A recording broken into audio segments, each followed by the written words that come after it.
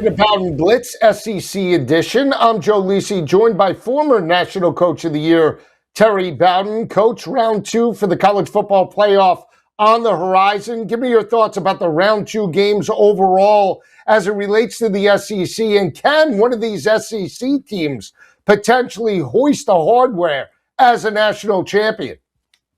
I think it's got to come out. I think to me, it's got to come out of that Ole Miss Georgia game that's being played, and of course, that I lean towards Georgia. I just think that as good as they've gotten, they've got to come back, and maybe the championship game will be played if they win that game against Ohio State in the semifinal round. But yes, I think we've got three SEC teams still in it. One will get eliminated by the other SEC team.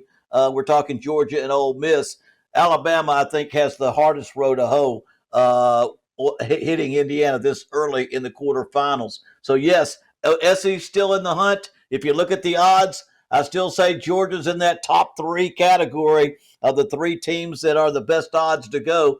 And then you can go with Texas Tech or Oregon, whoever wins that game, I think, to round that group out.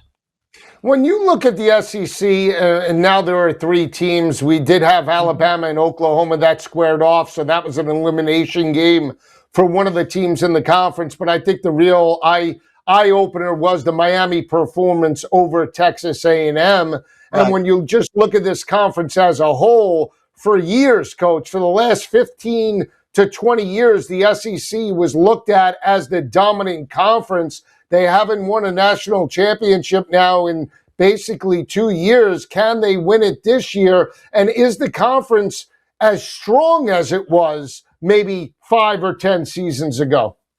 You know, I still think it is. I think top to bottom. I mean, the fact that there's 5 SEC teams that made it into the 12-team playoff, and you've still got 3 of them sitting in there so far still in the playoffs. I still think top to bottom, it's the best. Now, Nick Saban retired. That took a little bit off of that sense of Alabama always being in the hunt. I mean, can Georgia play for the championship every year? They haven't done it in 3 years, but they've won a couple. And you'd have to say Kirby Smart, baby, along with Ryan Day, the 2 most experienced national championship caliber coaches still in the business. So I think there's no doubt to me that Indiana and Ohio State, top to bottom, have played the best football. They deserve to be 1 and 2. But I've got Georgia right there with them this year. Alabama just a tad. Ole Miss just a tad off that level. So, again, I think most people that follow football and look at the number of teams ranked, number of teams in the playoffs, would have to say still top to bottom, SEC still playing the best football, with the Big Ten still to a couple of teams now, and Oregon also in the hunt that are right there with them. I want to take a look at just the college football playoff as a whole right now. Yep. And we've seen now a bunch of players with the transition and the coaching change to Lane Kiffin for LSU enter the transfer portal. We saw all 11 starters for James Madison enter the portal in the team that lost to Oregon, right, that played in round number 1. Right. Have already entered the transfer portal. How important is, I want to say, brand recognition as it relates to the playoff and the ability to potentially show out in these games where it can lure, maybe you're not going to win a national championship, but potentially lure JUCO and transfer talent to your program for 2026? Well, I think it's a factor, but I won't buy the fact that anything is more of a factor than the most money. The problem is there's a correlation. The teams that are in the playoffs, half of them are the teams that give the most money. In fact, most of them are the teams that give the most money. So give the most money, you have the best athletes, and the best athletic teams play for national championships. So it goes together. A team like James Madison in the Sun Belt Conference, they want to make a buck. Everybody on that team wants to be at that Power 4 level. I understand that. But then you see a team like Texas, half their team jumped in the daggum portal. A team like Virginia, half their team jumped in the portal. That's the only way you can make more money. And you got to remember, nobody's jumped in the portal yet. They've made an announcement that on January 2nd, they're going to jump in the portal. There's quite an option. I imagine a few of those young men will be talked out of it, but offered more money by the school they are. But I think it's very important. Once you've decided you're going to give that top dollar, if you're playing for a championship, that's extra. That's an extra special. Just like you see in the pros where the guys that make all that money, eventually the guy says, I've made all the money I can make. I want to play for a Super Bowl. I still think there's that I want to play for it all mentality. But right now in college football, the dollar is what pushes and drives everything. It really is. And we've seen a team like Texas Tech utilize transfer talent and lure talent to really upgrade their defense to the likes of we haven't seen. I mean, Texas Tech had one of the worst statistical secondaries in all of college football last year. And fast forward to this year, they have the number one ranked rushing defense in all of the college football playoff. I think that's important when we look at how potentially these teams, not just the SEC teams, but how some of these other teams attack the portal and attack based off the college football playoff and based off of the productivity out of these teams and some of these players in all of these round games. So that's important to recognize as well in these second round matchups. Coach, when you look at the Ole Miss team, and we talk about, them dominating Tulane in round number one. They didn't miss Lane Kiffin in any capacity. Your thoughts about this round two matchup, not having Lane Kiffin there on the sidelines, that has to hurt this team in their round two game, doesn't it? To some degree. I don't know how much, a coach that's not totally dominating the play calling on one side or the other, that is the general, that is the leader. I think now they've seen they can score as many points and do all the things they were doing with the offensive coordinator and defensive coordinator in mind. But it's got to be some degree less. They aren't as good without Lane Kiffin on that sideline, because a lot of it is confidence they have that this is the guy that leads us to victory. Having that general out front, that leader of your team out front. That's why head coaches don't sit in the press box and coach. They need to be out front. Lane Kiffin no longer is out front. That's why I think as we get to these later games, it takes a little bit away from them.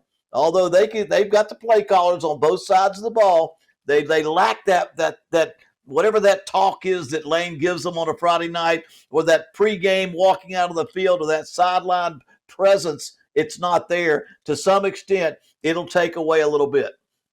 And on the flip side, when you look at Georgia, right, in their matchup, they have a coach that won back-to-back national championships in Kirby Smart. He hasn't been there in a couple of years. They were shut out of the playoff just a couple of seasons ago. Could have made the argument that Georgia was deserving after losing the SEC championship game. But thoughts about what Kirby Smart brings his team because of the experience and because he has won 2 national championships. Yeah, I think his body of work is so much further. We're talking about Lane Kiffin, although he's had a great run, he still never won a playoff game himself. You've got Kirby Smart, who's won SEC championship this year, last year, has won 2 national championships in the last 5 years. His body of work is so much that they know what he can do. He is actively involved in making sure they're running the defense that he wants to run, much more actively involved in that side of the ball than I think Lane Kiffin during the game is on the offensive side of the ball. Charlie Weiss does that. So I think he is a huge factor in the success of the Georgia program, in the strength they have. They make great field adjustments. I know at halftime, the head coach directs those assistant coaches, talks to each one about what he wants them to change, and he gives them that great improvement. He's one of the best during the game adjustment coaches I've seen, and during the season. So I think he is invaluable to Georgia, and I think he is one of the reasons that it gives them an edge as we get to the playoffs. And we'll see exactly how those games play out. When we come back, we'll dive into both of the SEC round 2 games, Alabama, Indiana, Ole Miss, Georgia, coming up next right here on the Bowden Blitz.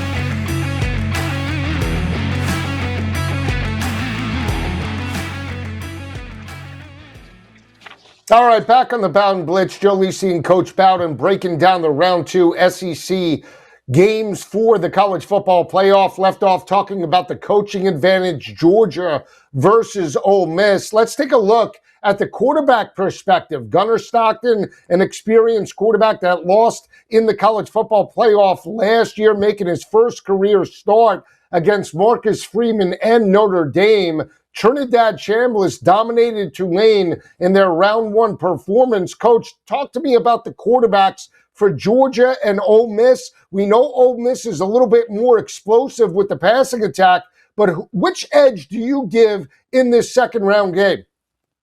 You know what? It's funny. I give it to Georgia and their quarterback. Not so much he's a better quarterback than Trinidad Chambliss, is that he is the quarterback for Georgia. He fits their system, just like Stetson Bennett was there when they won championships. It didn't make him the number 1 draft pick or the Heisman winner. It made him the best manager of their offense. That's the kind of quarterback Gunnar Stockton is, and he's gotten better and better and runs the ball deceptively well. His passing has gotten better, but mostly he understands his role at Georgia to distribute the ball to the right people, to run it when you need to run it, but make sure you don't make mistakes, that you don't turn the ball over, and you run their offense. I think that's what they like the most. That's the kind of quarterback that they like. Trinidad Chambliss, I'm going to tell you, he is a special character. I don't think anybody expected a guy that could dual threat run, throw the ball so well. Touchdown to interception ratio is incredible. One of the top quarterbacks statistically in the country, and he came out of a Division II program.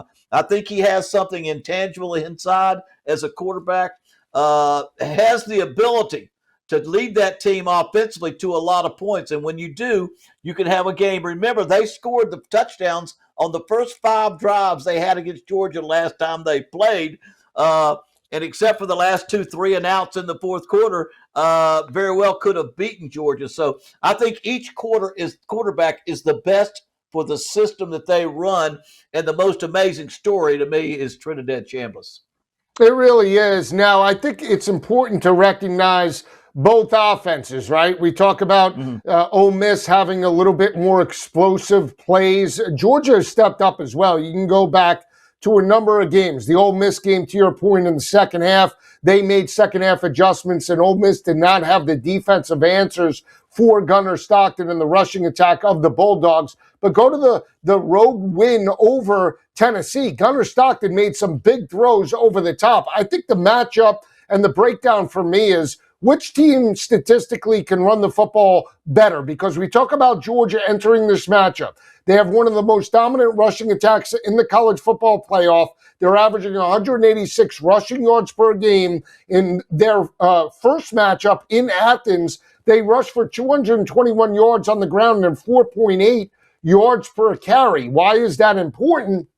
Because Ole Miss, Coach, has the worst rush defense in the college football playoff, allowing 147 rushing yards to opposing offenses. To me, that is the matchup. If the rushing attack is going to be there for the Bulldogs, Gunnar Stockton could work off a play action, and it's a little bit lighter for him to take on all the responsibility. Well, that's right. I think, like I said, it fits into the way they manage their offense. The key matchup, like you said, is Georgia's running game against the worst running defense in the conference, and that's been the weakness of Ole Miss. And they've had to outscore people, and they often have the ability to outscore people. You know, they have the first-team all-conference running back in Joe Lisi themselves, and he has great big play potential and gives them a running. Any game, he can come out there and have a great game, and they can run the football. So it's not like they can't run it, but I think the real weakness of Ole Miss is going to be attacked by the strength of Georgia, which is their desire and ability to run the football and dominate so that by the fourth quarter, they've got you playing on your heels. They've got you backing up because you're getting knocked on your fanny. And I think that's where Georgia wants to beat Ole Miss, in the physicality of their running game. Absolutely, and you mentioned Joe Lisi in the game against Georgia was contained a little bit to only 88 rushing yards in that matchup. 3.8 yards per carry, but you look at his body of work throughout the SEC in the regular season, he rushed for over 1,300 yards, averaged 5 yards per carry, and did have 21 rushing touchdowns. To me, that has to be the matchup as well. If Lacey can get going, that'll open up potentially Trinidad Chambliss in the RPO game. And we've seen Georgia as well, Coach, struggle with mobile quarterbacks throughout the year, not just this season, but last year as well. How important is Chambliss's legs in this matchup? Well, with a defense as good as Georgia, I think it's critical that when they have people covered, when there's no time to throw the football, take the scramble, take the yards, and get what you can. Quarterback rushing yardage is critical with an offense like Ole Miss's. It's going to be critical, and with a defense as good as Georgia, that may be how you get a good chunk of your offensive rush yardage running the football. I love to develop a running game with a running back, but if you can get positive yardage out of your quarterback, that can make up for the inability just to power run the football. So that's going to be important. Chambliss with his legs, getting first downs. When you have to get a first down is awful important, not necessarily rushing for 120 yards, but getting 4 or 5 yards every third down or second down that you got to get a first down will be huge for Trinidad Chambliss. It will be, and I think that I want to pose this last question before we go to break. If Ole Miss wins this game, what happens to not just, we know their odds are going to be a lot shorter than what they are now, but will Lane Kiffin all of a sudden be kicking himself for not coaching on the sidelines? I know that he wanted to coach. The AD didn't want him. I mean, that's a real intriguing situation, isn't it, Coach? Yeah, but I've coached long enough. There was no way that AD was going to let him play, and Kiffin knew that. I know that if you've coached in the SEC, those two are two rivals. They're not going to let that happen. But again, it's the kind of team he built, and you can look at it two ways. Is it the team that Lane Kiffin built, or is it the fact that the coaching staff without him can take them all the way without him? But you're right. If he's sitting there saying, I'm going to LSU because I got a better chance to win a championship, boy, he'll be looking in that mirror and say, what the heck did I do? Yeah, unreal. I do like Georgia in the matchup. We'll come back. We'll talk Alabama and Indiana coming up next.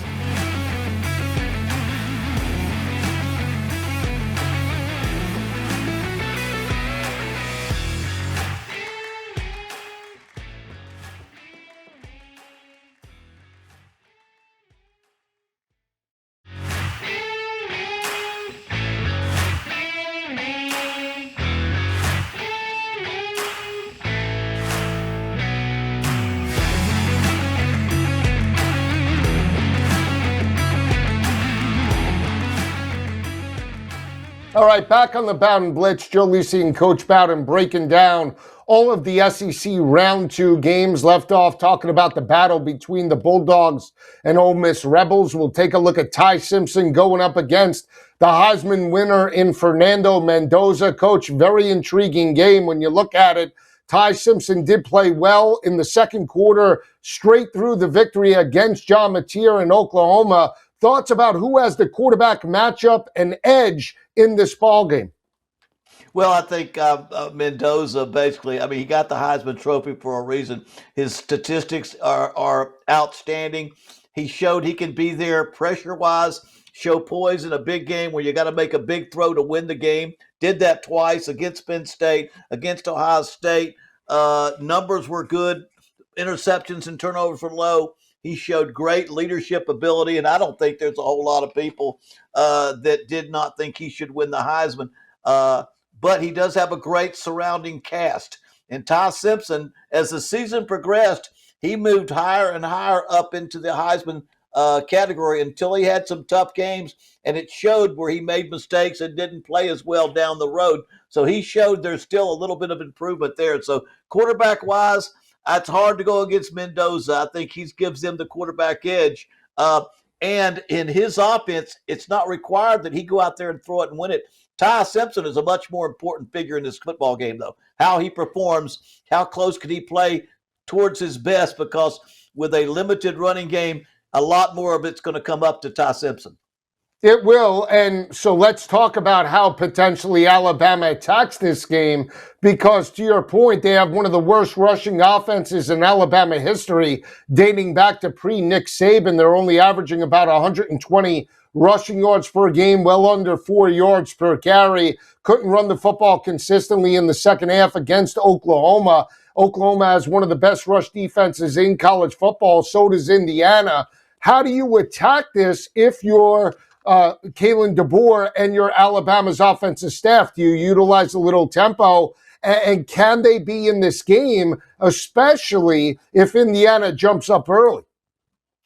Yeah, if Indiana jumps up so early, this game has a chance to be, of all the games left, to me, has a chance to be more like the SEC championship game where Georgia just dominated Alabama. I think Indiana has the team that's fundamentally sound in so many areas that it can go that far. But I will say this: Alabama, you've got one of the second leading top 10 rush defenses in the country.